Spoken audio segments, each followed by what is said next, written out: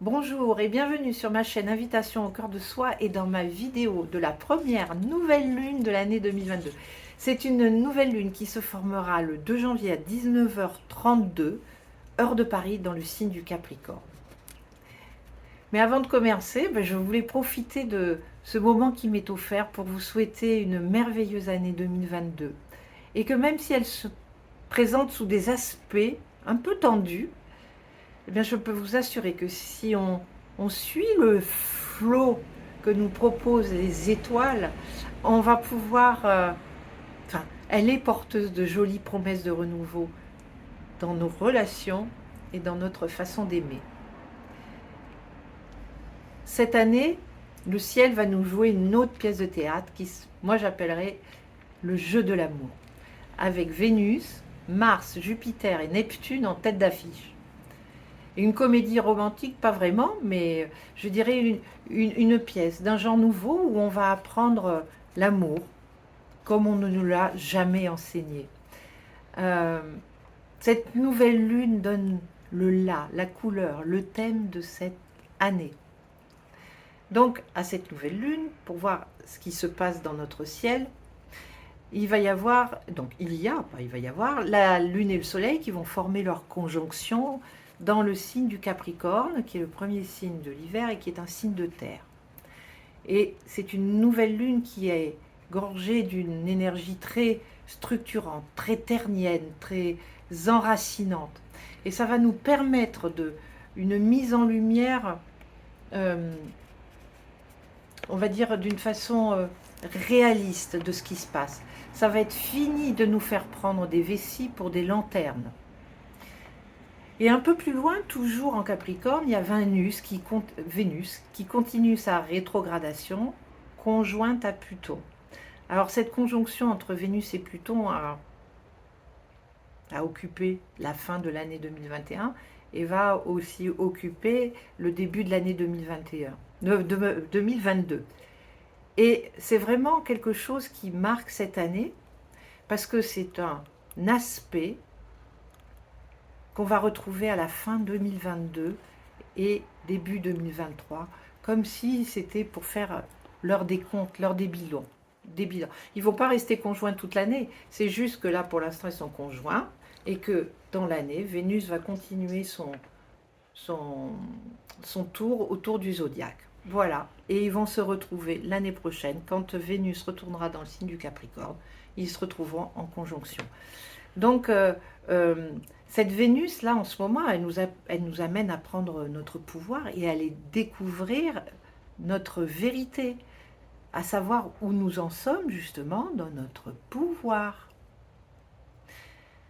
Et on sent que pour cette année, on change de registre. Après tout ce que nous avons vécu, après les prises de conscience, eh bien, cette année, on va donner du sens à tout cela. On va mettre les choses en perspective. On va voir comment on peut se servir de tous ces apprentissages pour créer quelque chose de nouveau, quelque chose de plus harmonieux. Parce que, qu'on le veuille ou non, toutes nos anciennes structures sont en train de s'effondrer. On le voit depuis quand même pas mal de temps. Et donc, il ne s'agit pas de rester là les bras ballants, à ne rien faire, ou alors de dire chouette, c'est bien fait pour eux. Non, c'est pas ça. C'est vraiment de nous retrousser les manches pour créer, pour continuer à l'émergence de quelque chose de nouveau, d'un monde plus juste, d'un monde plus libre et d'un monde plus humain. C'est un moment où nous pouvons reprendre notre pouvoir créateur. Et le carré Saturne à Uranus, qui a marqué toute l'année 2021, se fait sentir encore une dernière fois à cette nouvelle lune. Et ce carré va se distendre et il va se remettre en place un petit peu dans le courant de l'année, mais pendant un moment, mais pas très longtemps. Et c'est un peu comme un passage de témoin. C'est comme si ce carré nous disait maintenant, bon écoutez, je suis là, mais maintenant c'est le changement, c'est maintenant. Et il va passer en même temps la main à Jupiter et à Neptune. Jupiter qui vient de rentrer justement dans le signe des Poissons, et où au mois d'avril, il va aller faire une belle conjonction avec Neptune, toujours dans le signe du Poisson. Ces deux planètes, ce sont les rois, les maîtres du signe du Poisson. Et cette conjonction, elle n'arrive qu'une fois tous les... La dernière, elle a eu lieu il y a 144 ans. C'est vraiment exceptionnel pour nous de vivre cela. Donc, cette conjonction va venir nous dire dans cette année de mettre un peu plus de spiritualité, de compassion et de renforcer notre foi, de la muscler, notre foi en un monde meilleur. Parce que la foi, en fait, c'est la lumière qui éclaire notre chemin. Et toute cette année, donc, et cette nouvelle lune, nous parle de la femme en tant que personne physique, et de la polarité féminine. Cette polarité que nous avons tous et toutes à l'intérieur de nous. On est fait des deux polarités, masculine et féminine. Eh bien, c'est un moment de vérité, un moment où on va avoir à faire un état des lieux sur cette polarité, sur la place, la polarité féminine, la femme. Quelle place elle a dans le monde? Comment elle est respectée? Comment elle est écoutée? À la fin de l'année, on a beaucoup parlé des violences faites aux femmes, grâce à des voix qui se sont élevées, mais pour parler de choses qui étaient bien souvent anciennes. Et on voit aussi encore que dans certains pays, donc, que je ne nommerai pas tout simplement pour ne pas stigmatiser un pays, mais on peut savoir, où il y a des femmes qui sont niées, qui sont bafouées, qui subissent des violences, des exactions d'une violence inouïe, qui vont parfois jusqu'à la mort. Et on voit qu'à travers le monde, les exemples se multiplient, où, comme en France, elles commencent à se réunir pour se faire entendre, pour dénoncer, pour revendiquer leur juste place dans le monde. Leur juste place, ni plus ni moins.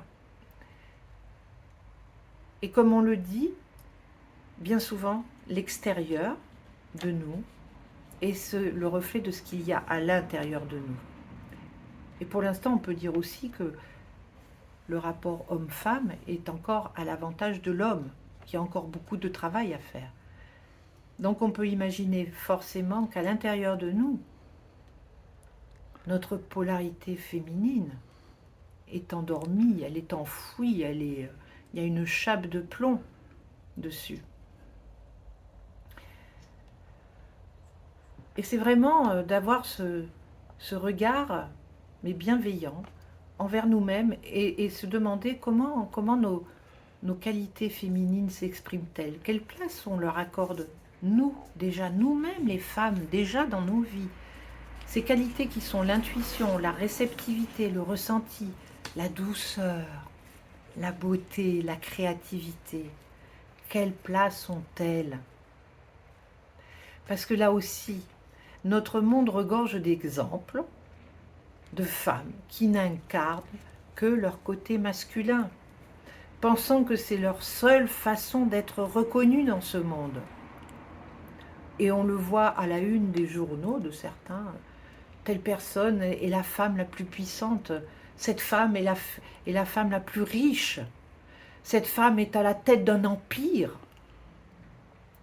On n'en est que dans le résultat, dans la matérialité.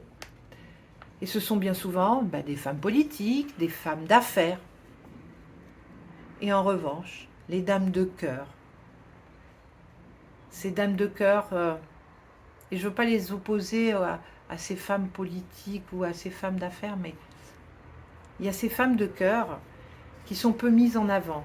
Parce que justement, elles n'utilisent pas les codes du monde patriarcal, mais elles utilisent leur polarité féminine, leur douceur.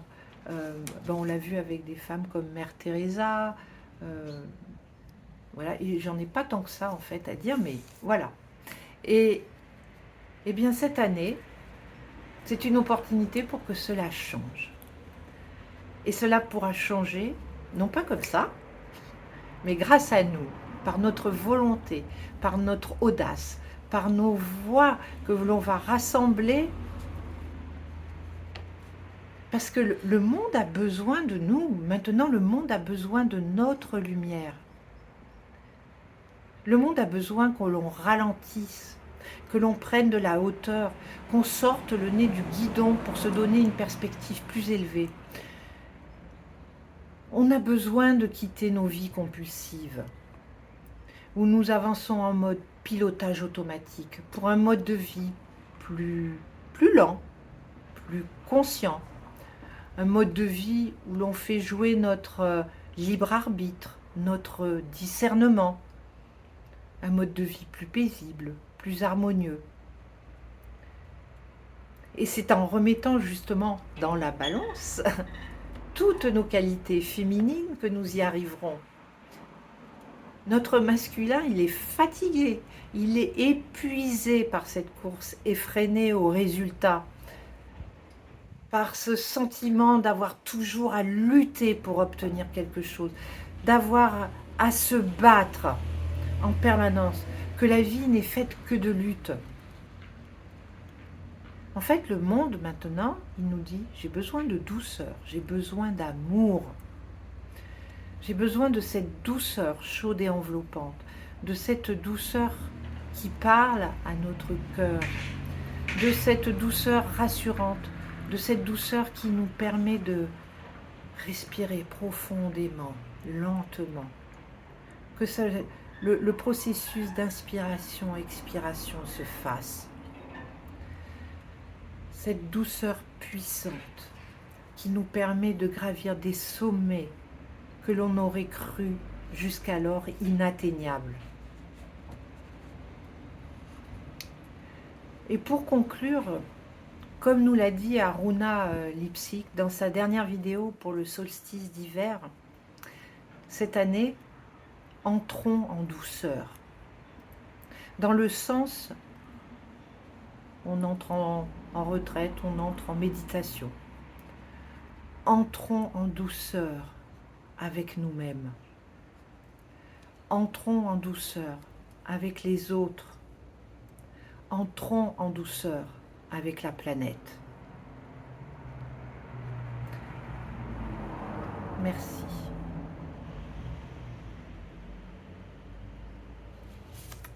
Et donc, pour finir, le trio gagnant pour cette vidéo, pour qu'elle rayonne encore plus, ben ça va être un j'aime, ça va être un je partage, ça va être un je commente. Voilà, je vous remercie infiniment et je vous dis à la toute prochaine vidéo de pleine lune. Je vous embrasse. Au revoir. À bientôt.